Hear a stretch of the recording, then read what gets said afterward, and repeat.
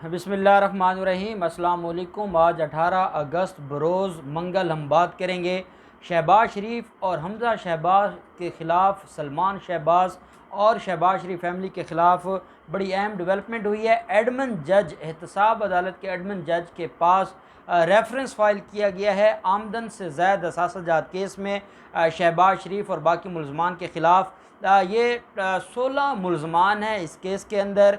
7 अरब रुपए की करप्शन का इल्ज़ाम है इस केस में, जहां पर शहबाज शरीफ मुलज़िम है, हमज़ा शहबाज मुलज़िम है। इसके अलावा सलमान शहबाज और शहबाज शरीफ की दोनों बीवियां, शहबाज शरीफ का दामाद और बाकी जो मुख्तलिफ इनके कोई अकाउंटेंट था, कोई इनके मैनेजर था, इनकी किसी फैक्ट्री के अंदर मुख्तलिफ मुलज़मान हैं जो इनके नाम पर और इनके कहने पर मनी लॉन्ड्रिंग करते थे, फेक बैंक अकाउंट्स को चला रहे थे, उनके नाम पर अकाउंट्स थे और ये पूरा एक ग्रुप था और ये गैंग था जो सारे के सारे मामलात को चला रहा था। और इसके अंदर बड़ी अहम बात है और वो ये कि सलमान शहबाज जो कि शरीफ ख़ानदान में सबसे ज़्यादा अगर किसी के पास किसी के असासाजात हैं तो वो सलमान शहबाज। और मैंने आपको बताया था कि सलमान शहबाज शहबाज शरीफ के ये जितने अदवार गुज़रे हैं, वो हुकूमत में रहे हैं, तो उनके जितने भी बिज़नेस मामलात थे वो सलमान शहबाज देखता था। यहाँ से हमज़ा शहबाज और बाकी मुलज़मान के ज़रिए पैसा बाहर जाता था और लंदन में बैठकर सलमान शहबाज सारे मामलात को देखता था। और सलमान शहबाज इस फैमिली के बिज़नेस का हेड है और वही सारी चीज़ों को देखता है। और इस केस के अंदर सलमान शहबाज क्योंकि पेश नहीं हुआ था, तो सलमान शहबाज की हद तक इस केस में उनको इश्तिहारी डिक्लेयर किया गया है सलमान शहबाज को, और उनको पाकिस्तान लाने के लिए ख़त भी बरतानवी हुकाम को लिख दिया गया है वजारत ख़ारजा की तरफ से। इसके ऊपर हमने बात की थी।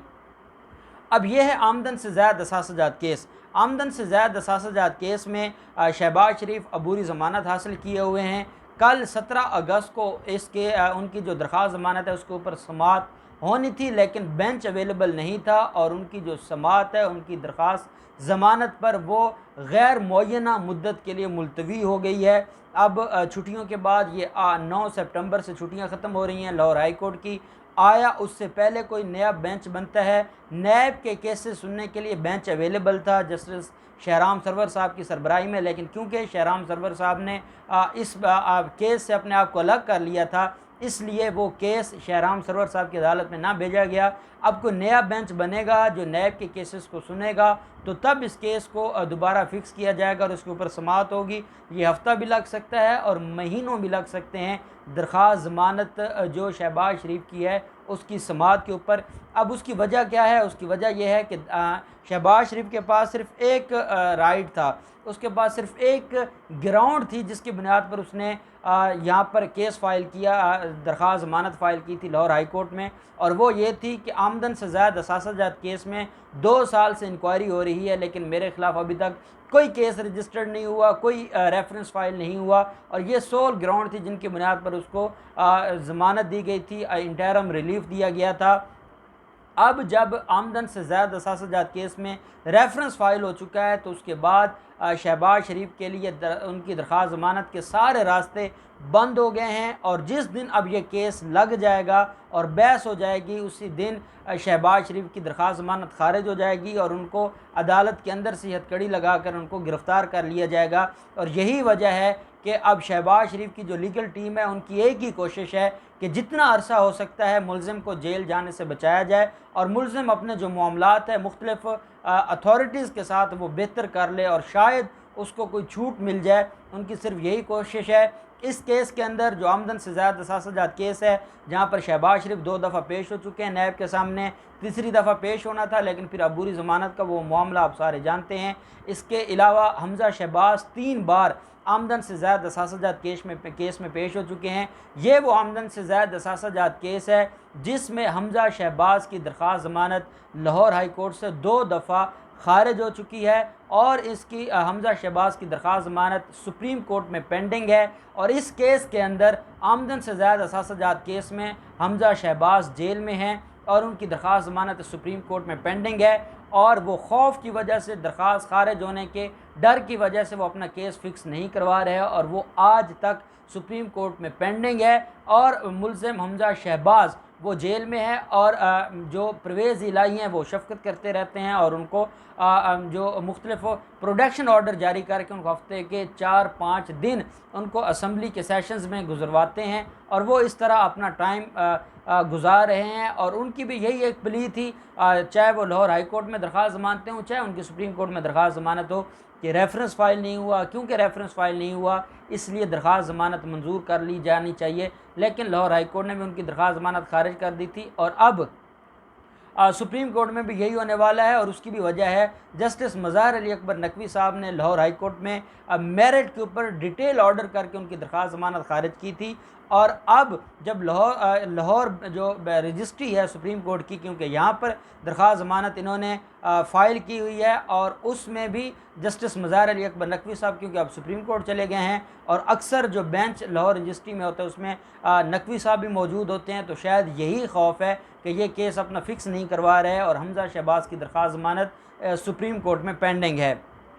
इसके अलावा जो दोनों बेगमात हैं शहबाज शरीफ की, पहले उनको तलब किया गया था, शहबाज शरीफ की बेटी को भी और बाकी लोगों को तलब किया गया था। बाद में चेयरमैन नैब को ख़याल आया कि मेरे तो इनके साथ बड़े करीबी तल्लुकात हैं, तो इस वजह से चेयरमैन नैब ने उनके जो ऑर्डर्स थे, उनको बुलाने के जो सम्मन थे, उनको विड्रॉ कर लिया था, और शहबाज शरीफ की जो फैमिली है उनको इसके अंदर नहीं बुलाया था, लेकिन रेफरेंस के अंदर उनको बतौर मुल्ज़िम रखा गया है। अब वो मुल्ज़िम हैं, या तो वो अपनी अबूरी ज़मानत करवाएंगी अदालत से, लाहौर हाई कोर्ट से, या उनको नैब गिरफ़्तार करेगा। अब ये नैब के ऊपर डिपेंड करता है कि नैब क्या करेगा।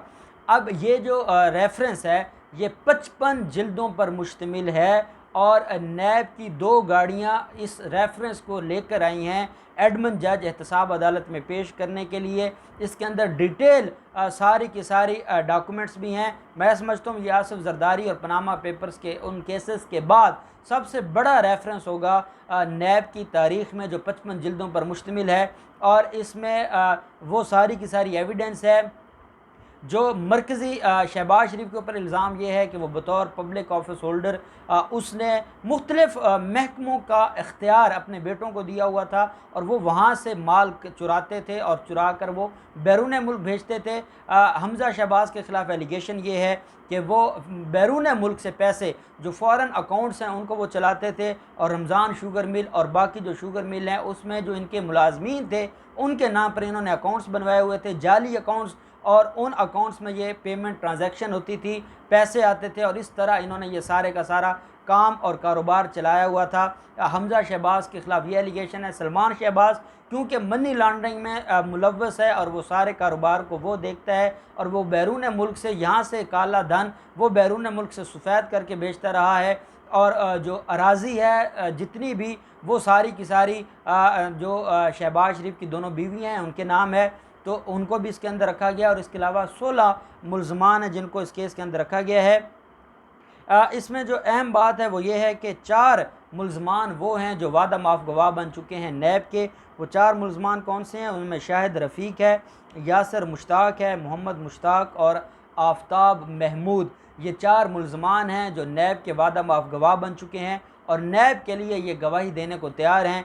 ये वो मुल्ज़मान हैं जो इनके मुलाजमीन थे, जो इनके कहने पर मुख्तलिफ़ काम करते थे, मुख्तलिफ़ अकाउंट्स चलाते थे, इनके अकाउंट्स को मैनेज करते थे। बैरून मुल्क से जो पैसा आता था, अंदरून मुल्क से जो पैसा बाहर भिजवाया जाता था, सारे के सारे मामलात को यही लोग देखते थे, और इनके ख़िलाफ़ एलिगेशन था। और ये 4 लोग वादा माफ़ गवाह बने, इनकी स्टेटमेंट्स भी साथ लगी हुई हैं, और ये सारी की सारी चीज़ें। इसमें काफ़ी बैंक्स हैं जिनके बड़े सीनियर ऑफिशियल्स को बतौर गवाह रखा गया है। 12 के करीब नैब के अपने ऑफिशियल्स हैं जो ये पूरी इन्वेस्टिगेशन कर रहे थे और कलेक्शन ऑफ एविडेंस का काम कर रहे थे, वो सारे के सारे मौजूद हैं।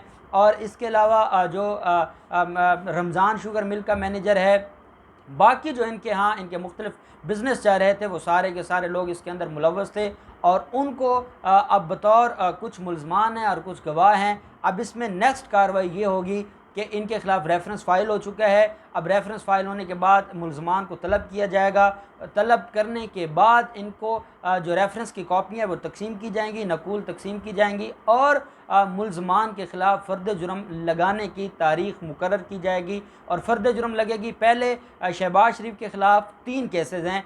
एक आशियाना हाउसिंग स्कीम है, उसमें फ़र्द जुर्म लग चुकी है और केस एविडेंस में है और जिसमें 3 माह का टाइम दिया था लाहौर हाई कोर्ट ने कि उस केस को डिसाइड किया जाए, वो अपनी जगह पेंडिंग है। रमज़ान शुगर मिल केस में शहबाज शरीफ और हमज़ा शहबाज के ख़िलाफ़ फ़र्द जुर्म लग चुका है और आमदन से ज़्यादा असासाजात केस में रेफरेंस फ़ाइल हो चुका है और अब इसमें भी मुलज़मों के ख़िलाफ़ फ़र्द जुर्म लगेगी। और इसके अलावा फिर ये शुगर इंक्वायरी है जो उनके ख़िलाफ़ पेंडिंग है, उसमें भी इनके ख़िलाफ़ कार्रवाई होगी। तो ये केसेस हैं और ये रेफरेंस फ़ाइल हुआ है और इस रेफरेंस में मैं समझता हूँ जितनी एविडेंस आ गई है तो ये वो सारे सबूत नैब ने जमा करवा दिए हैं जो गिरफ़्तारी के लिए ज़रूरी हैं और इन सबूतों की बुनियाद पर उनकी दरख्वास्त ज़मानत खारिज होगी और मुलज़िम गिरफ़्तार होगा और हमज़ा शहबाज की दरख्वास्त ज़मानत भी मुश्किल में पड़ गई है। अब देखते हैं आगे क्या कार्रवाई होती है, जो भी प्रोसीडिंग्स होंगी अब हम आपके साथ शेयर करते रहेंगे। अल्लाह पाक पाकिस्तान का हामी नासिर हो। बहुत शुक्रिया। अल्लाह हाफ़िज़। पाकिस्तान ज़िंदाबाद।